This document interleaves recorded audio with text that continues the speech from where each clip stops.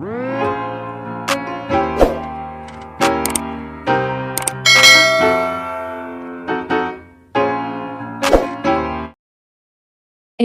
42.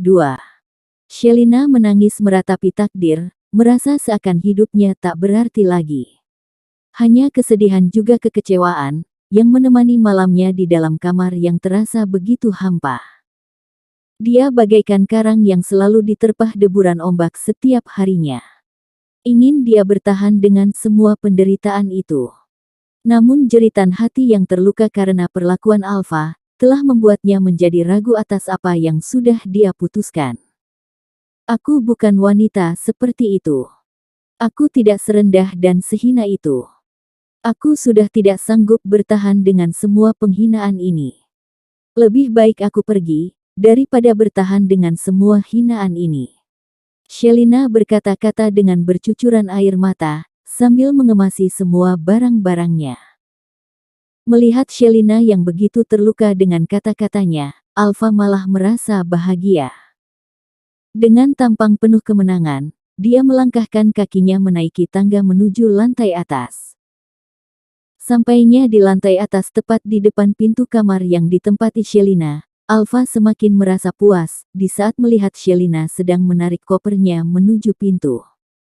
Baguslah kalau kamu akan pergi meninggalkan rumah ini. Karena itulah jalan yang terbaik untukmu. Kalau kamu memang masih memiliki harga diri sebagai seorang wanita, ujar Alfa dengan kedua tangan yang berada di dalam saku celananya. Tanpa menjawab apa-apa, Shelina langsung keluar dari kamar dan melangkah menuju tangga, tanpa memperdulikan Alfa yang sedang menatapnya sambil tersenyum sinis.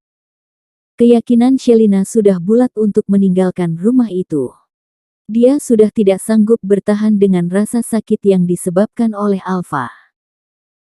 Tapi belum sempat kakinya menuruni tangga, terdengar suara kedua orang tua Alfa dari lantai bawah menanyakan keberadaannya juga Alfa kepada Bituti.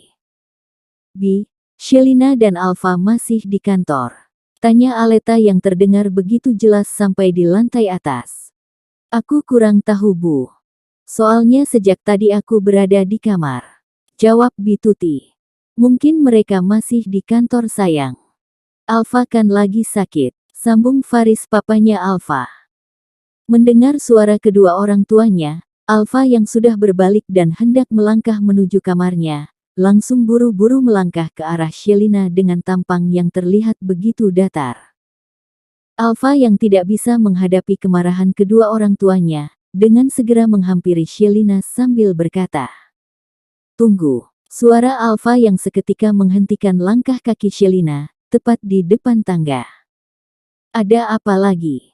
Apa kamu belum puas menghinaku? Aku akan pergi karena aku bukan wanita seperti apa yang kamu katakan. Aku bukan wanita murahan." Hiks, hiks, hiks. Suara Shelina yang terdengar begitu keras, dan diiringi suara tangisan memenuhi rumah besar itu. "Apa-apaan kamu? Mengapa kamu berteriak seperti itu? Apa kamu mau orang tua saya mendengar suaramu?" tanya Alfa yang sudah berada tepat di depan Shelina. "Iya, aku ingin mereka mendengar dan mengetahui apa yang sedang terjadi di antara kita.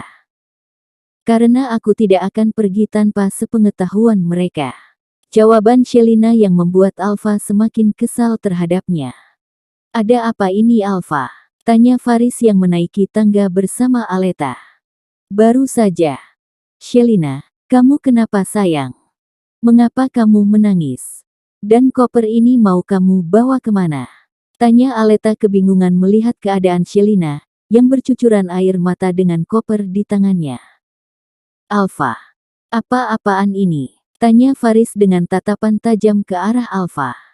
"Dia mau pergi, Pak. Dan dia juga tidak ingin menikah dengan saya," jawab Alfa tanpa berani menatap kedua orang tuanya, yang sudah berdiri di samping Shelina. "Alfa, Mama tahu sifat kamu. Kamu tidak akan pernah menatap Mama dan Papa, di saat kamu mengatakan sesuatu yang tidak benar," sambung Aleta yang membuat Alfa terdiam 1000 bahasa. "Sayang, sini kita ke kamar kamu. Nanti akan kita bicarakan semuanya." Kamu juga ikut ke kamar Shelina, ujar Aleta sambil melirik Alfa, dan melangkah dengan menggandeng tangan Shelina yang masih saja bercucuran air mata. Apa yang sebenarnya terjadi Alfa? Tanya Faris setelah berada di dalam kamar Shelina. Saya tidak mau menikah dengannya, Pak. Saya sama sekali tidak mencintainya, jawab Alfa sambil menatap kedua orang tuanya. Sekarang Papa sudah tidak mau memaksamu untuk menikah dengan Shelina. Semua terserah kamu, ujar Faris yang membuat Alfa langsung menatapnya, dengan tatapan kaget bercampur lega. Jadi Papa tidak akan memaksa saya untuk menikah dengannya? Tanya Alfa serius. Iya, tapi kamu harus ingat dengan kata-kata Papa. Kalau kamu tidak mau menikahinya, kamu harus tinggalkan rumah ini sekarang juga. Dan ingat, kamu tidak akan mendapatkan apapun dari semua yang dimiliki keluarga ini. Jawaban Faris yang membuat Alfa langsung tertunduk, sambil mencakar-cakar rambutnya sendiri.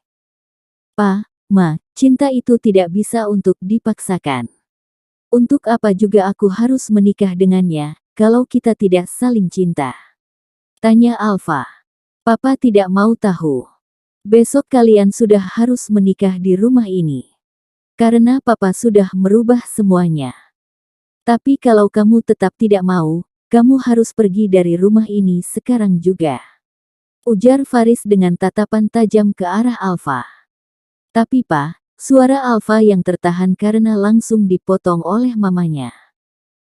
Alfa, ini keputusan Opa dan Papa. Kalian akan menikah besok di rumah ini. Untuk resepsinya akan dilangsungkan di Bandung, setelah selesai acara ijab kabul besok. Kalau kamu tidak mau menerima semua itu, kamu harus menerima apa yang sudah menjadi keputusan Papa. Tambah Aleta yang membuat Alfa terdiam 1000 bahasa. Apa kamu lebih memilih pergi meninggalkan keluargamu, daripada melaksanakan tanggung jawabmu? Apa kamu tidak kasihan sama Mama? Pertanyaan Aleta yang membuat Alfa tidak dapat untuk berucap satu kata pun. Mendengar semua pembicaraan antara Alfa dengan kedua orang tuanya, Shelina yang sama sekali tidak bisa berpikir di saat itu, hanya terdiam dengan air mata yang tidak henti-hentinya menetes membasahi wajahnya. Hatinya begitu menolak pernikahan itu. Tapi pemikirannya yang tidak pernah lepas dari bayang-bayang ayah angkatnya, membuatnya begitu takut untuk mengeluarkan apa yang sedang dia rasakan. Apalagi calon mama mertuanya yang sudah terlanjur menyayanginya, tidak berhenti meyakinkan dirinya untuk tetap bertahan, dan berjuang demi kehormatannya yang sudah hilang karena perbuatan putranya. Bersambung.